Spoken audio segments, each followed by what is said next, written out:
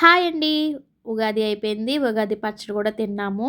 But ఏంటంటే, ఆ రోజు ఉగాది రోజున పచ్చడి కొంచెం చాలా తక్కువ చేశాను. టేస్ట్ అయితే సూపర్‌గా వచ్చిందండి. అసలా చాలా బాగా కుదిరింది. పిల్లలన్నారు, "అమ్మ ఉగాది పచ్చడి తినట్లేదమ్మా మళ్ళీ చెయ్యమ్మా" అంటే, మళ్ళీ చేశానండి. మధ్యాహ్నం చేసి ఫ్రిడ్జ్‌లో అయితే పెట్టానమాట. సో, అది ఇప్పుడు చల్లగా ఉంటది. సో, పిల్లలైతే స్కూల్ నుంచి రాగానే వాళ్ళకి పెట్టాలి. సో, మొన్న ఉగాది పచ్చడి నేను ఉగాది పచ్చడి చేస్తే దాదాపు 2 డేస్ వరకు మేము తింటాము. అలాంటిది ఉగాది రోజున అయిపోయిందంటే చూసుకోండి. ఇది నేను మళ్ళీ చేసి ఫ్రిడ్జ్‌లో పెట్టానమాట. ఇదిగోండి. చాలా బాగా కుదిరిందండి.